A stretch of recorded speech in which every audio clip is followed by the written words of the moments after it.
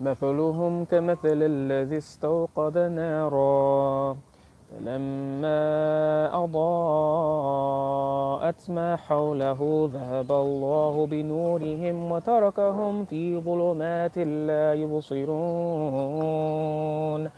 صم بكم عمي فهم لا يرجعون أو كصيب من السماء فيه ظلمات ورعد وبرق يجعلون أصابعهم في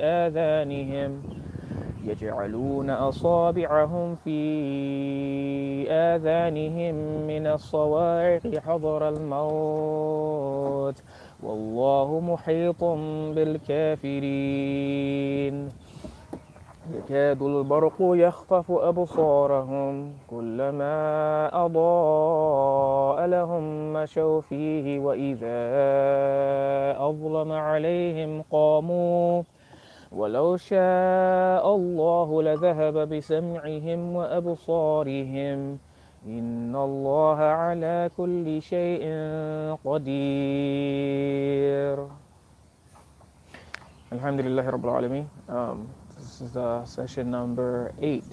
And last session was from مثلهم كمثل الذي استوقد نارا, in which Allah talked about the parable of a person who stoked a fire, and once the fire lit up all around them, then Allah took their light. We talked about how that was like the people who struggled for Islam, to find Islam, to investigate Islam, and then to reject Christianity and then accept Islam as far as TMO is concerned.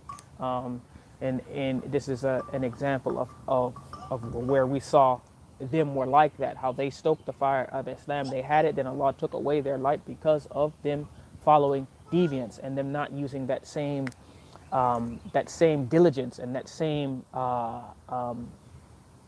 methodology to really verify their beliefs and make sure that what they were believing was from the book of Allah. Like how they rejected Christianity, they should have applied that still when they after they accepted Islam, and whenever new things were introduced to them via TMOA and the teachings of Mubarak Jalani. So the next section, Allah is talking about another parable. And Allah says, أَوْ كَصَيِّبٍ مِّنَ السَّمَاءِ فِيهِ ظُلُمَاتٌ وَرَعْدٌ وَبَرْقٌ يَجْعَلُونَ أَصَابِعَهُم فِي آذَانِهِم مِّنَ الصَّوَاعِقِ حَذَرَ الْمَوْتِ وَاللَّهُ مُحِيطٌ بِالْكَافِرِينَ. And Allah says that, or like those that are caught in a rainstorm from the sky with darkness, thunder, and lightning. They press their fingers into their ears at the sound of every thunderclap, fearing death. So they're putting their fingers in their ears. Allah's giving an example. They're putting their fingers in their ears in this storm and trying to, like it's going to save them from death. I mean, so they're trying to block out the sound of this storm. And Allah encompasses the disbelievers by His might. So in the Tafseer, Ibn Kathir talks about how this parable of this rainstorm is like kasayibin is like the rain. This word, it means the rain, and that the thunder that shocks the hearts with fear. And these ayahs are talking about, in Ibn Kathir, he's explaining about how these are applying to the hypocrites. Once again, I'm not specifying any person or any group basically saying that they are hypocrites. What we're saying is that these ayahs, we look at them and we try to make sure that we are not having these characteristics, or we point them out when we see them. So the Tafseer Ibn Kathir is talking a lot about the hypocrites and how these ayahs apply. But for us, even ourselves, whether we're talking about TMOA or our own selves, we have to look at it and see how these ayahs can help us and to guide us. If they apply to us, then we have to take that admonition and try to correct our behavior. So what does Ibn Kathir say about this? This is another parable which Allah gave about the hypocrites who sometimes know the truth and doubt it at other times. When they suffer from doubt, confusion, and disbelief, their hearts are like these things, like in the rainstorm and the thunder that shocks the hearts with fear. The hypocrites are usually full of fear and anxiety. And the lightning وَبَرْقٌ is a reference to the light of faith that is sometimes felt in the hearts of the hypocrites. So, and I'll get into this as far as specifically how this concerns TMOA momentarily, but let's just go through what Ibn Kathir has to say about these ayahs. So, as I said, they thrust their fingers into their ears. يَجْعَلُونَ أَصَابِعَهُمْ فِي آذَانِهِمْ. They stuff their fingers into their ears to keep out the stunning thunderclap for fear of death. But Allah ever encompasses the disbelievers. Meaning, this is Ibn Kathir, their cautiousness does not benefit them. Remember this. Their cautiousness does not benefit them because they are bound by Allah's all-encompassing will and decision. So, they're cautious, and there's two groups. There's actually two groups associated with TMOA that are very cautious, and they do this. Maybe not. There's one group that definitely puts their fingers in their ears, but there's another group that's very cautious, but they're not factoring in that. I don't want to say they're not factoring in, but they have to take this into consideration that we are all bound by Allah's all-encompassing will and His decisions. The lightning almost snatches away their sight, meaning because the lightning is strong in itself, and because their comprehension is weak and does not allow them to embrace the faith. So that light of Islam, the truth of Islam is coming, and because their comprehension is weak, it doesn't allow, it's so bright, it's so heavy, it's so strong that, and because they're not strong enough to take it, that it doesn't allow them to embrace the faith. Keep these things in mind. Whenever it flashes for them, they walk therein. كُلَّمَا أَضَاءَ لَهُمْ مَشَوْا فِيهِ وَإِذَا أَظْلَمَ عَلَيْهِمْ قَامُوا. That whenever it flashes for them, they walk, and they are enjoying the benefits of Islam and being Muslim, or being part of the main body of Muslims. وَإِذَا أَظْلَمَ عَلَيْهِمْ قَامُوا. When it gets dark for them, darkens over them, they stand up, they stay still, they stop. They're ready to, as it says, they're ready to revert to disbelief. Tafseer, Ibn Kathir goes on to say that every person among the people of Tawheed, Islamic monotheism, will have a light on the day of resurrection, and there are other ayahs that detail this light and how it will be, and that will come up later, inshallah, and if Allah allows us to live that long, we will cover them in detail. But one thing that I want to highlight and point out is that Ibn Kathir talks about that there are different types of hearts, different types of people that Allah goes over and explains in these ayahs, but specifically for the hypocrites, that there's two types. One is the full-blown hypocrite. They're not even pretending to be, they are pretending to be Muslim, but they have no faith in their heart. They're just trying to benefit off of the Muslims or to cause the Muslims trouble. And then the second type is the hesitant hypocrite. And this is what Ibn Kathir is talking about, the hesitant hypocrite. He says, whose light of faith is sometimes lit and sometimes it is extinguished. So this parable of the thunderstorm and them being afraid and trying to block out what's happening in this storm is the parable that Allah sets forth in these ayahs. Now, for TMOA specifically. Now, how does this apply to them, or how can we look at it as an example for ourselves? For those people surrounding it, either outside of it, inside of it, halfway in, halfway out. Listen to what Allah says and see how we can see it from our angle, or how it can apply to us.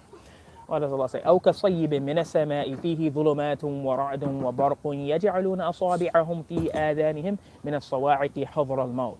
That is like a storm, all right? A rainstorm that they are in. And what is like that storm? For TMOA, the storm that they are then, because of the sound of the thunder, the lightning, and the lightning, as Ibn Kathir even explains, that it's like the lightning is the truth, the light of Islam, but it's very bright. It's bright, and يكاد يخطف أبصارهم, that it almost snatches away their light, right? It snatches away their sight because of the brightness and the heaviness of the truth of Islam. But so they are in this storm, and that storm for them, for the people in TMOA, the people who have ascribed to follow Mubarak Jalani and now his spiritual successor, their Sheikh, is that it's so the storm is so heavy and afraid for them. This storm is basically anyone who is highlighting that their beliefs and practices is not part of Islam, that it contradicts Islam, and anyone that is speaking out against this or highlighting this, they are part of this storm, right? So before it was a person here and there. Nowadays, I mean, you have R2F, and people who are speaking very directly, very clearly, with proofs, with evidences, with receipts, and it is causing a storm within their community. And how did they respond? How did the individuals respond? I remember when I was first giving some nasiha to friends of mine and family members and people, and talking to them, what is the thing that they do? First, they try to talk to you, and say, things about their community, lots of things that are not even true, but they try to, say, well, Abuji says this, or Sheikh Jilani says that, and this is what we're supposed to do. We have to follow a sheikh and all these things. And when you start to bring the Quran and the Sunnah, authentic evidences and dalil, what do? Everyone who has given da'wah to their family members and friends know exactly what happens. They block you. They either stop talking to you, right? This is them putting their fingers in their ears. يَجْعَلُونَ أَصَابِعَهُمْ فِي آذَانِهِمْ. They put their fingers in their ears. Why? Because it's too heavy, it's too much. They don't return with actual evidences from Allah, from the messenger. They block you. They say, I'm not talking to you anymore. And this is actually the mission. This is one of the main points of TMOA. If someone speaks in a way that is contrary to what we believe, to what the TMOA doctrines are, the TMOA aqidah is, excommunicate them. We do not talk to them. We do not debate with them. We do not exchange ayahs of Quran or the Sunnah or anything, tenets of Islam with them. The thing is just complete excommunication. Cut them off from their family, cut them off from their friends, don't talk to them. This is their aqidah. Now, and this is basically what they do. When that storm starts to rumble and the light of the Quran and the Sunnah is hitting them, they put their fingers in those ears, they block you. I even, I mean, there's even people who will block you. Then they want to send you something that they think is some sort of proof or something. They will then unblock you, send it to you, and then block you again. So you can't even respond. They don't even want to even be to any sort of response. They don't even want to hear Qala Allah, Qala Rasulullah sallallahu alaihi wasallam. They do not want to hear that because it scares them. Because this will, there actually is no response for it. There's no ability to come back when Allah says X or Y or Z. No one can do anything. They can't then say, well, Allah. Well, actually, I take that back. Some of them then do go over top of what Allah says and then say what their sheikh says, or they go over top of what Rasulullah says and say what their sheikh says. But this is the equivalent, or this is an example to me of when Allah says they put their fingers in their ears. This is what they do. They block you, they excommunicate you, and they boycott you. And so when Allah says, then yakadu al-barqu yakhtafu absarahum, and almost takes away their sight. Kullama adaa lahum mashaw fihi. Every time, however, any time you'll find them that when Allah says kullama adaa lahum mashaw fihi, every time that they have some light and they are able to see, they walk in it. They walk in this light. And that is like when they think they have some support from the Quran or some support from the Sunnah, then they will send it. They will post it. They will send it to you, put it on their statuses and different things, and they find this as being support. But when and a lot of times it's stuff that's fabricated or misquoted, taken out of context. But whenever وَإِذَا أَظْلَمَ عَلَيْهِمْ قَامُوا, but when the darkness comes over them, they stand up and they don't say when the evidences are brought against them and they're refuted with sound evidence from Quran and Sunnah and from the Ijma' of Islam, they stand up. They don't want to talk anymore. They don't want to fight anymore. They don't want to even concede that what we're saying is correct. They don't even want the opportunity to have to say, you are right. Allah did say that. You are correct. Rasulullah did say, don't do that. You are correct. So then they stand up. They even take it further when they want to, another example of how when they're walking in the light of Islam, like with the Muslims, and anything that the Muslims do, they will consider themselves amongst the Muslims, the good things, the beneficial things.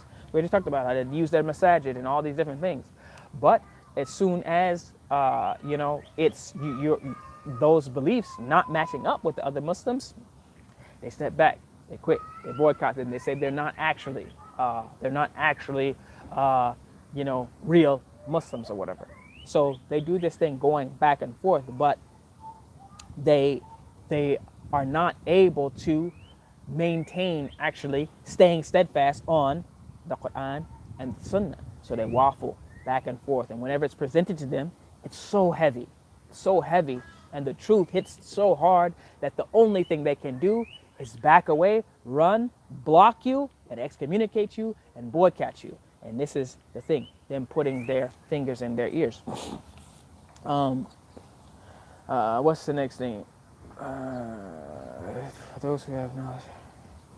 So then Allah goes on to say that يكاد البرق يخطف أبصارهم كلما أضاء لهم مشوا فيه وإذا أظلم عليهم قاموا ولو شاء الله لذهب بسمعهم وأبصارهم. And if Allah wanted, Allah says that if Allah willed, He could take away their hearing and their seeing. He can take it away from them. So when Allah says, "Inna Allah ala kulli shay'in qadir," Allah is able to do all things. Now, when we talk about in this ayah, there are people who claim to be members of TMOA. They ascribe to their belief system and their what's it called? Their aqidah. They're part of the group. They're card-carrying members or whatever, and they have some knowledge of Quran and the Sunnah. They know it. And when Allah says, وَلَوْ شَاءَ اللَّهُ لَذَهَبَ بِسَمْعِهِمْ وَأَبْصَارِهِم, you have to think to yourself, that ability to see and hear and understand the Quran and the Sunnah and Islam, the truth of Islam, to be able to have the iman and understand it in your heart with your heart, and then be able to articulate that to other people, that is a gift from Allah. The guidance is a gift from Allah. And there are some people in TMOA who have the knowledge of the Quran and the Sunnah, and they know that what we're saying is true, and they know that what TMOA is doing is not true. Yet for different reasons, they're still in there. But if they're not careful, as Allah said, لَذَهَبَ بِسَمِعِهِمْ وَأَبْصَارِهِمْ إِنَّ اللَّهَ عَلَى كُلِّ شَيْءٍ قَدِيرٌ. If you're not careful, Allah can take away your ability to see and hear the truth and act upon it. Because right now, you're either keeping silent about what you know to be true, or you are helping them in finding ways with the Quran and some ahadith. Lots of them are weak that they do even present, but in furthering their deviance when you know actually they don't have anything to stand on. So you guys should be careful. The little bit that you have to hold on to, Allah will take that from you if you're not careful. And Allah says that He definitely can do it. He's able to do all things. It's the same thing, similarly, and then we'll close with this, similarly to how some people that are clearly out of TMOA, as far as their beliefs, they're firm on their belief that they are no longer in TMOA. They don't believe it at all. Yet they're still technically members. They're within the community, but they're quiet. So when they're out and about, the Muslims, they walk in that benefit, and they enjoy the benefits of being amongst the Muslims. And then when they have to go back to their homes in TMOA or visit their family members or whatever, they're quiet and they don't say anything about the wrongs, the injustices and the deviants of TMOA. So they have it both ways. They're not believers in TMOA at all, but they also are still benefiting. And I say that is also an example that you can look at when Allah says, كُلَّمَا أَضَاءَ لَهُمْ مَشَوْا فِيهِ. Every time it's lit up for them, they walk in it and they enjoy and they benefit. وَإِذَا أَظْلَمَ عَلَيْهِمْ قَامُوا. But when it gets dark with them, then they stand up and they climb up and they become afraid. They can't actually speak out and act on the truth. For those people that are clearly not in TMOA, they don't have the belief, but they're still interacting and dealing with them on a way, and they're not making it clear to them what they stand on and the things that they are doing that are wrong. Then in this is still a way of having that two-way go, as we talked about. And when Allah says, "Inna Allah ala kulli shay'in qadir," that Allah is able to do all things, and He is the one who is encompassing everything. So this fear of you losing out on something by not speaking out, saying, "Oh, this is not the right time. I don't want to do it. I can't do it. I don't know what would happen." At some point in time, you have to take that step forward and go and say what needs to be said, because as we've gone through in these ayahs, and this is the last ayah that deals with the hypocrites. This is one of the traits of the hypocrites, in which they are amongst people who they actually don't believe what they believe. This is one of the traits. We have to be careful and avoid that at all costs, so that we are not grouped in with those types of people. And Allah knows best. We'll leave it there. The next ayah is dealing with different subject matter. So we will do that next week, inshallah. Subhana rabbika rabbil izzati amma yasifun wa salamun ala al-mursalin walhamdulillahi rabbil alamin. Assalamu alaikum wa rahmatullahi wa barakatuh.